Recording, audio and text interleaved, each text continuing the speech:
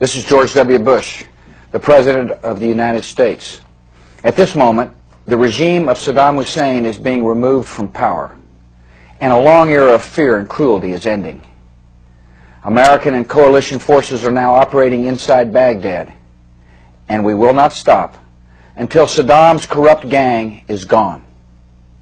The government of Iraq and the future of your country will soon belong to you. The goals of our coalition are clear and limited. We will end a brutal regime whose aggression and weapons of mass destruction make it a unique threat to the world. Coalition forces will help maintain law and order so that Iraqis can live in security. We will respect your great religious traditions, whose principles of equality and compassion are essential to Iraq's future. We will help you build a peaceful and representative government that protects the rights of all citizens. And then our military forces will leave. Iraq will go forward as a unified, independent, and sovereign nation that has regained a respected place in the world. The United States and its coalition partners respect the people of Iraq. We are taking unprecedented measures to spare the lives of innocent Iraqi citizens.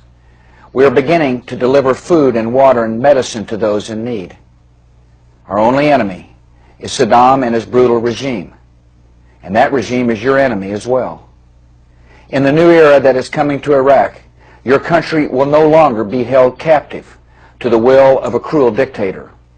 You will be free to build a better life instead of building more palaces for Saddam and his sons, free to pursue economic prosperity without the hardship of economic sanctions, free to travel and free to speak your mind, free to join in the political affairs of Iraq. And all the people who make up your country, Kurds, Shia, Turkomans, Sunnis, and others, will be free of the terrible persecution that so many have endured. The nightmare that Saddam Hussein has brought to your nation will soon be over. You are a good and gifted people, the heirs of a great civilization that contributes to all humanity.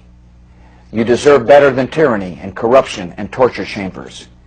You deserve to live as free people, and I assure every citizen of Iraq, your nation will soon be free. Thank you. I'm glad to be able to speak to you today to tell you that Saddam Hussein's regime is collapsing, that the years of brutality, oppression, and fear are coming to an end, that a new and better future beckons for the people of Iraq. We did not want this war, but in refusing to give up his weapons of mass destruction, Saddam gave us no choice but to act. Now that the war has begun, it will be seen through to the end. We will continue to do all we can to avoid civilian casualties. Our enemy is Saddam and his regime, not the Iraqi people. Our forces are friends and liberators of the Iraqi people, not your conquerors. And they will not stay in Iraq a day longer than is necessary.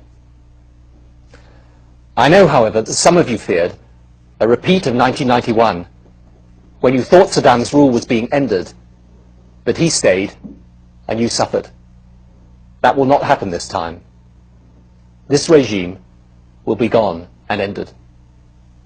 And then we will work with you to build the peaceful, prosperous Iraq that you want and that you deserve. And this Iraq will not be run by Britain, or by the United States, or by the United Nations. It will be run by you, the people of Iraq. Our aim is to help alleviate immediate humanitarian suffering and to move as soon as possible to an interim authority that is run by Iraqis. That in turn will pave the way for a truly representative Iraqi government which respects human rights and the rule of law and spends Iraq's wealth not on palaces and weapons of mass destruction, but on you and the services you need. Saddam Hussein and his regime plundered your nation's wealth. While many of you live in poverty, they lived lives of luxury. Saddam became one of the richest men in the world, his money stolen from you, the Iraqi people. The money from Iraqi oil will be yours, to be used to build prosperity for you and your families. I know too, from my meetings with Iraqi exiles who live in Britain, that you are an inventive, creative people. You should be free to travel, free to have access to independent media, free to express your views, free to develop your culture. My experience of people the world over is that we all want to be able to live our lives in peace and in security. We all want to give our families the chance of a decent life and future. For years, that chance has been denied to you. Millions of your countrymen and women have been forced to leave. Many thousands have been murdered, tortured, brutalized by the regime. Now we want to give you the chance to rebuild your country, to rebuild your lives, to give your families a chance of that better future.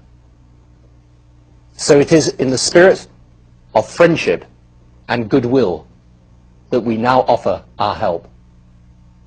Thank you.